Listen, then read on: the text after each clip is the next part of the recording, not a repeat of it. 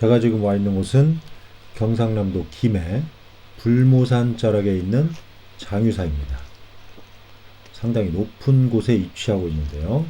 바로 이 도로를 따라서 10여 분 정도 가파른 도로를 따라 올라오면 지금 보시는 주차장에 도착합니다. 주차장에 이와 같이 현대기에 세워진 석비들이 있는데요. 장유사를 기념할 만한 내용을 전하기 위해서 세운 걸로 보입니다. 그리고 그 옆에 이와 같이 지장보살상을 모셨는데요. 죽은 이의 극락왕생과 추복을 위해서 세운 걸로 보입니다. 그리고 입구에 우람한 규모의 범종각 2층 정각으로 건립되어 있는데요. 사물이 안에 모셔져 있습니다. 지금 3월 말 봄인데요. 완연한 봄을 느끼게 하는 벚꽃이 장유사로 들어가는 입구에 활짝 피어 있습니다. 이 안이 바로 이제 장유사 경내인데요. 상당히 높은 곳에 위치하고 있지만 넓은 마당을 구비하고 있고 여러 정각들이 위치를 하고 있습니다.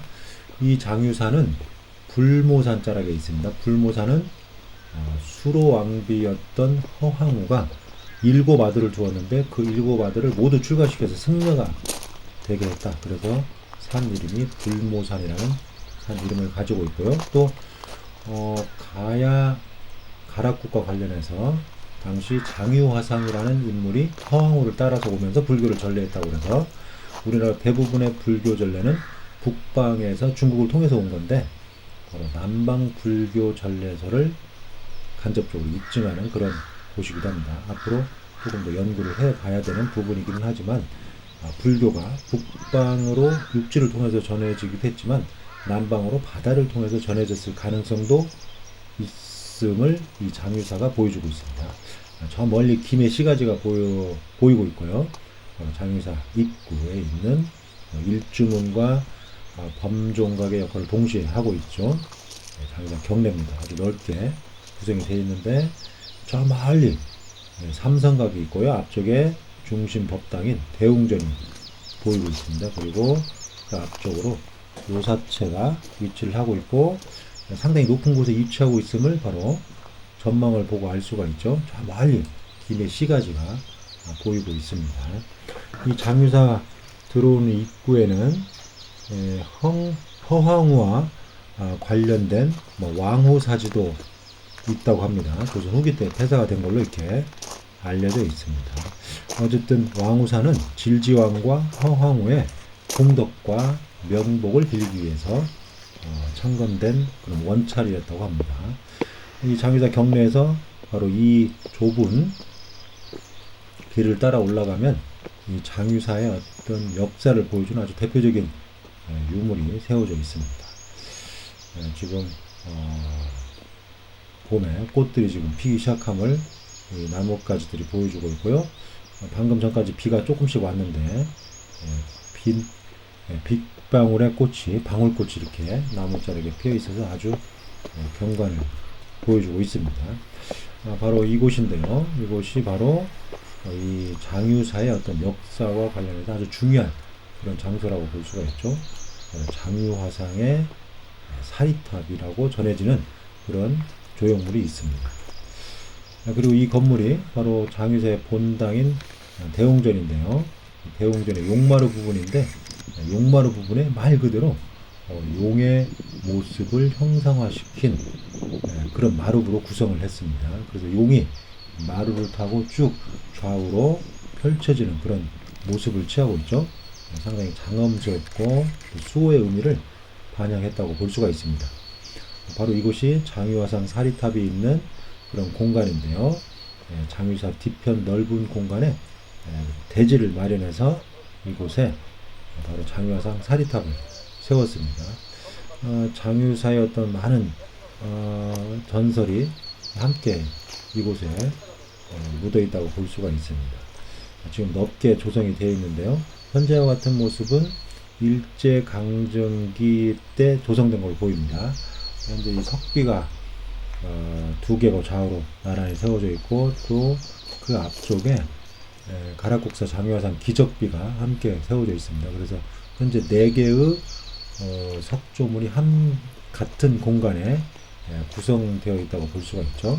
지금 보시는 게 가락국사 장유화상 기적비입니다. 좁은 대석 위에 길다란 기신을 올렸고 그 위에 독특한 형태의 개석, 옥개석을 올려놓은 상태입니다. 아주 굵직하게 만들어진 팔짝지붕의 형태를 취하고 있죠. 표면에 보면 지금 명문이 새겨져 있는데요. 세로로 가락국사, 가락국의 국사인 장유화상의 기적비.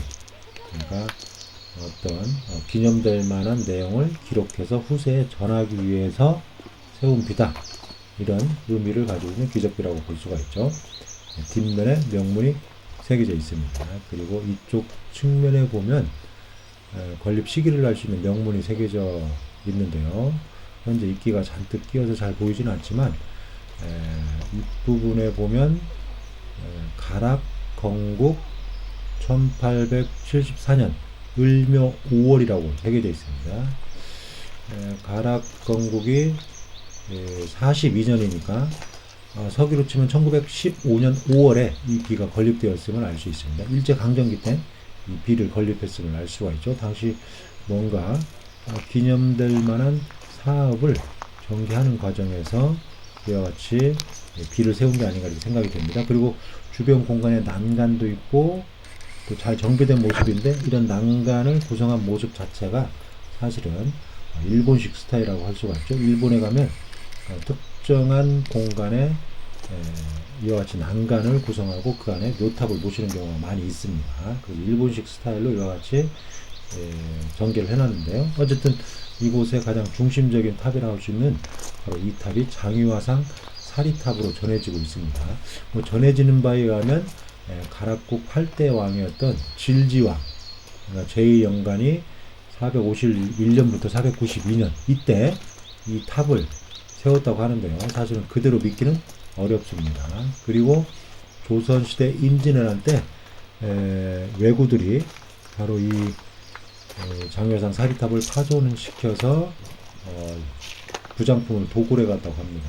근데 그 이후에 이제 탑을 복원했다고 이렇게 전해지고 있습니다. 그래서 정확한 내력은 알 수 없지만 현재 저도 개인적으로 이 장유화상 사리탑을 예전에 간략하게 논문을 쓴 적이 있는데 그때 당시에 고려 시대로 추정을 했습니다. 그런데 다시 한번 와서 각각의 부제들, 다시 말해서 기단부부터 상륜부까지 자세히 보니까 여러 시대의 석조물이 뒤섞여 있는 듯한 그런 느낌을 현재 받을 수가 있습니다. 그리고 일부분은 일제강점기 때 요소도 가지고 있다고 볼 수가 있습니다. 지금 기단부 부분인데요.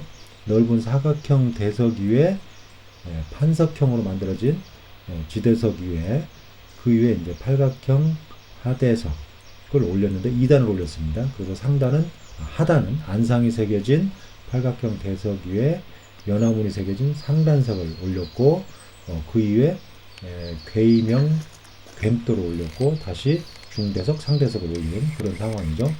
보시면 지금 지대석과 함께 측면에 안상이 새겨진 모습인데요. 안상이 아주 잘 새겨져 있습니다. 그래서 시대가 상당히 올라간다고 볼 수가 있죠. 복판, 다시 말해서 이중의 연화문이 겹쳐진 복판 연화문 대석이라고 할 수가 있죠. 하대석이고 그 위에 바로 이런 괴임 형태의 괸대가 있습니다. 상하가 뒤집힌 걸로도 보입니다. 그리고 팔각형 중대석이 있고 그 다음에 연화문이 새겨진 상대석이 있고 상대석 상면은 상당히 수평되게 깎은 다음에 그 위에 2단의 호형과 각형의 괴임을 마련해서 탑신석을 올린 그런 상태죠. 신라시대나 고려시대 때 많이 활용된 그런 취석 수법이라고 볼 수가 있습니다. 그리고 팔각에 탑신석을 올렸고 그 위에 옥계석, 그 다음에 독특한 형태의 상륜부를 올렸는데 이 탑신석과 옥계석, 상륜부는 후대에 새롭게 보강된 걸로 보입니다. 정확히는 알 수 없지만 제 개인적인 판단으로는 일제강점기 때 아마도 새롭게 보수한 게 아닌가 이렇게 생각이 됩니다. 현재 이 상륜부는 일제강점기, 다시 말해서 약간 일본식 스타일입니다. 물론 우리나라의 조선 후기에도 저런 상륜부가 있지만 아주 보기 드문, 그리고 거의 없다고 볼 수 있습니다. 근데 일본에서는 저런 상등부의 구성을 많이 볼 수 있습니다. 일본의 석조물에서는요. 어쨌든 지금 기단부의 모습을 보고 있는데 전반적으로 신라 시대, 고려 시대, 특히 고려 초기 이전으로 올라가는 그런 기법을 보이고 있습니다. 그래서 기단부의 하대석은 적어도 상당히 시대가 올라간다 이렇게 볼 수가 있고, 나머지 부재들은 조선 시대 그리고 일제 강점기 이 시기에 보수가 이루어진 걸로 보입니다. 그래서 앞으로 해체가 될 수 있는 기회가 되면 해체하고, 또 정밀 조사가 이루어진다면 이 장유화상 사리탑의 건립 시기에 대해서 조금 더 명확하게 파악할 수 있는 계기가 마련될 걸로 보입니다. 아주 중요한 장유사의 역사에 있어서 중요한 부분이라고 할 수 있습니다.